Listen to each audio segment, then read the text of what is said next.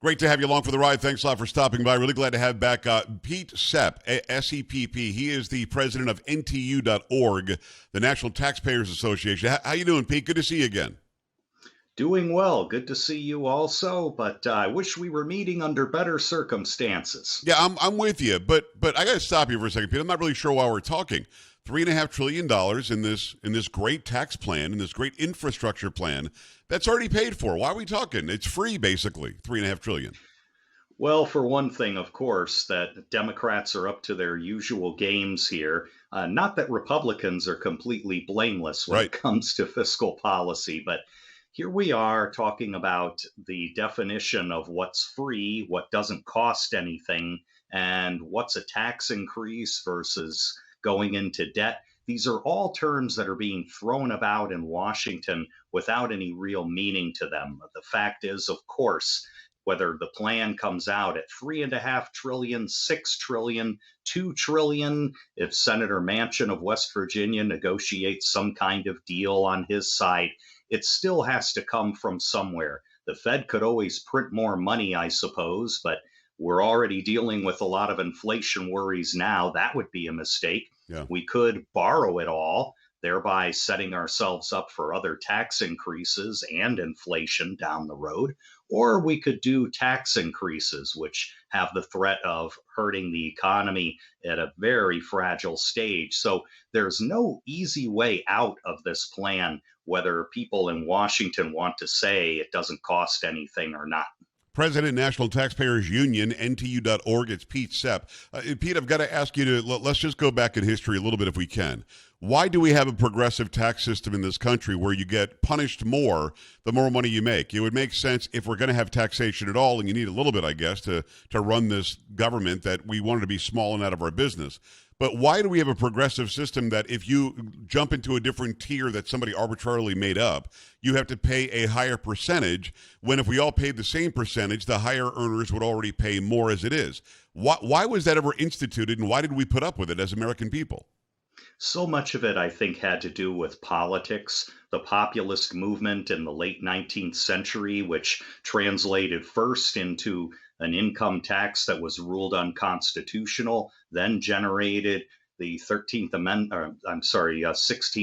to the Constitution. That was ratified in the early 20th century. The rates have been going steadily up since then. Right now, the United States has one of the most progressive tax systems in the world. In fact, according to the OECD, with the exception of Italy, no other country in the industrialized world gets as much of its money to pay for the federal government from its top tenth of earners as we do. Wow. So this is a highly progressive system already. Even the nonpartisan Congressional Budget Office says that the richest of the rich, the top tenth of 1% in this country, pay an effective federal tax rate of about 30%.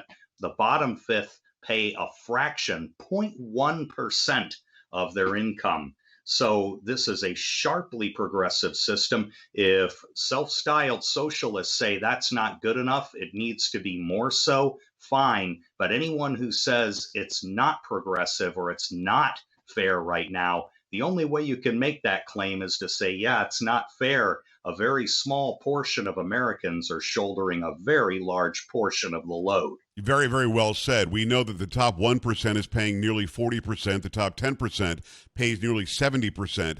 Yet we keep on having people like Bernie Sanders and AOC and the like saying things like they're not paying their fair share. And this is class warfare. I mean, historically speaking, Pete, this is what they've done, right? It generally is the progressive left, but you're right. There are some on the right who get it wrong as well. We keep on letting them say the rich aren't paying their fair share because this is class warfare. It makes those who aren't rich hate the rich. And the rich are the people who employ people like me. So I'm not mad at people who are rich. I'd like to be them one day. So at the end of the day, how do we turn that tide of the misinformation that the rich are somehow skating free and paying nothing and the secretaries are paying 80% and they can't feed their kids? I think some of it just has to do with appealing directly to the American people's common sense and their mistrust of government in general. After all, and I would love for people to trust their government again, but they know that any proposal, any politician who comes to them saying, don't worry, you can get all of these things for free. You won't have to pay a dime for it. They always end up paying. Again, the Joint Committee on Taxation in Congress says that the proposed corporate tax rate increase from 21 to 26.5%, $100 billion of that is going to be borne by households making less than 100,000 a year in the form of lower wages, lower stock returns, higher prices passed along to them. You just have to remind the American people that when a politician says you won't have to pay for this, they're probably not telling you the truth. And the other thing we need to recognize, I think, is that sooner or later, the middle class will be paying the costs of these things big time. It's one thing to have our current government primarily paid for by upper income earners, but a middle class welfare state that's being proposed now by Democratic leadership requires middle class tax hikes, big ones like they have in Europe, where a working class family faces a 30% income tax rate and a value added tax on top of that. That's the way you have to finance an expansion of government this big. And it's coming our way if we accept what they're doing right now. President of National Taxpayers Union, NTU.org. It's Pete Sepp. Pete, you actually go as far as to say in this $3.5 trillion boondoggle, if you make $30,000 a year, you're going to see a tax increase. You're going to see, what is it, $10,500 per household or per American, probably per household to fund this if we broke it up that way. Will somebody making 30 grand a year really see higher taxes because they're being told, no, nobody's going to mess with you. You're good. We're just going to get the bad rich guys. Yeah, the spending increase amounts to 10,000 or more per household over time. The tax increase that will hit households making 30,000 and above, that's actually figures from the Joint Committee on Taxation saying that when you start imputing all those business taxes that get passed along to people, when you look at the tobacco and vaping taxes, right, which disproportionately hit low and middle income earners, when you look at parts of the child tax credit expansion that will be repealed down the line, all of those things add up. And within a few years, by 2027 or so, people at that low income level are going to start paying a net tax increase. It'll start out small, but it'll grow over time. Again, a lot of this has to do with some of the gimmicks in the plan.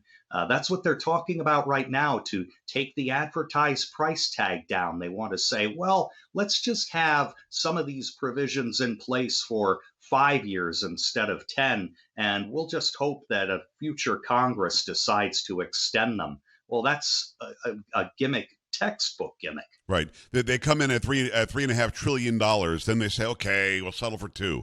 And we're like, yeah, we're selling for $2 trillion, which if you wrote it down would be an astronomical number. You go, wow, that's $1 trillion. So it's kind of amazing to even fathom what numbers they're talking about. But let me bring it back to history again, if you don't mind. And I'm guessing that you'll know the answer to this. Why did we, the American people, allow government to ever spend more money than it knows it has? Every state has a balanced budget amendment in their constitutions. They all have to balance the books by the end of the year. Hopefully you have a surplus at the end of the year. I can't raise my debt ceiling if my checkbook is at zero. I can't tell Best Buy, well, I still would like the computer. I'm just going to raise my debt ceiling. How is it that they're allowed to do that? And every single year, you've got this baseline budgeting that they get an automatic increase of something like 8%, I think it was the number last time I saw. Why have we allowed that to happen as we're deficit spending, raising the national debt? We can't pay back even the interest on this money, and now we're going to spend $3.5 trillion more dollars. Do you know historically how we got here and how we allowed them to ever spend more than they have? Several reasons, I think. First, the adoption of a graduated income tax in the early 20th century gave government the excuse to do things later on in World War II, like withholding. So once the government had a permanent hand in people's pockets, the income tax was a huge revenue generator. Another reason, the Constitution originally had enumerated powers under Article 1 that most leaders regarded as the limits of what they could spend money on. Well, by the time the New Deal came around, that whole enumerated powers doctrine was buried. Couple that with the erosion of the gold standard, which usually kept the federal government from borrowing too much beyond its means and Right. inflating the currency. All that got stripped away. And so there's really very little to restrain the borrowing power of the federal government today. It's crazy. Now, we could go back to Article 1 and maybe sue them back into budgeting correctly, but I don't know that that would work because, as you said, once they get their hand in the till, they're not going to take their hand out of the till. Well, we're getting this kind of tax. Let's get that tax, and then with that tax, and then we'll withhold this other thing over here. Is there any way, because it wasn't that long ago, Bill Clinton's administration, with a very Republican House and Senate, they did balance the budget. Can we ever get back to that? What are we looking at? $20 trillion in debt now, something like that? Can we get back to that, or is it too far gone? We're approaching 30, believe it or not. Wow. It's incredible the speed at which we've accumulated debts. I do think it's possible. In fact, we have an even later example, a more recent one in the Budget Control Act. Now, that's barely 10 years old. It's basically been mangled up and thrown out in the trash by a lot of alterations over the years. But initially, in its first few years of operation, it did work to restrain part of the federal budget, the so-called discretionary portion. Obviously, a constitutional amendment would be a great idea. That's going to take a lot of work to get put in place, but you can rebuild some of the incentives for Congress to at least control the growth of federal spending, if not actually pare it back. It's very, very strange. Pete Sepp, he is the president at National Taxpayers Union, NTU.org. Make sure you go to that website, go check out everything that he does. In the remaining moment or two, just give me a couple of the egregious things that we're seeing. You keep calling them budget gimmicks. What gimmicks are they playing on people? Because the American people are against the $3.5 trillion, as we talked about. If we lower it to 2, hey, we're all kind of happy about that. Manchin is a great moderate guy, not very moderate. He still wants $2 trillion. But are there things that are so egregious in here that if the American people heard about them, they would say, okay, we're not playing this game? Can you name a couple of those or no?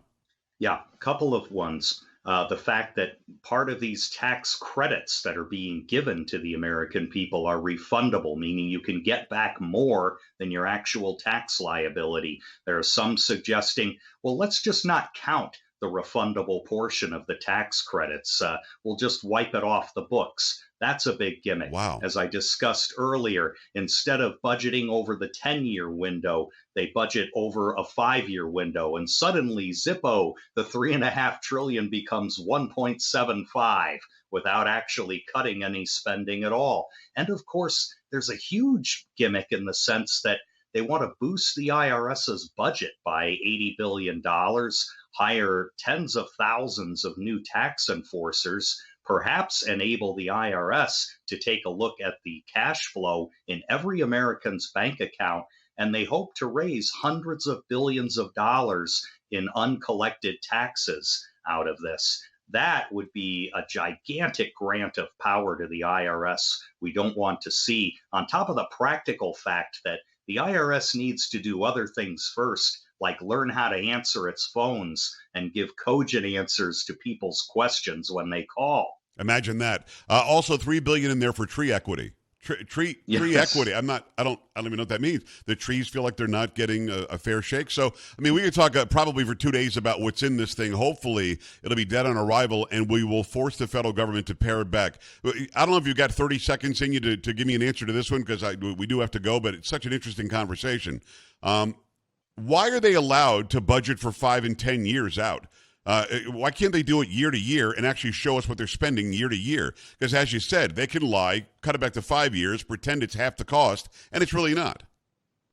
Well, a lot of it has to do with the budgetary rules Congress established, especially under the Budget Act of 1974. The 10-year number is really arbitrary, especially when you're doing things like creating entire new entitlements. It's Right. not like in year 10, the Medicaid expansion will suddenly run out. It's still going to be there. We need things like generational accounting that will show the long-term impact of decisions made now. There's actually bipartisan legislation that would require cost estimates on a generational basis when Congress does things like create entitlements. The problem is, Pete Sepp, you're making too much sense. National Taxpayers Union President Pete Sepp. Go to NTU.org and go check out everything they do. Pete, thanks a million. Let's do it again soon.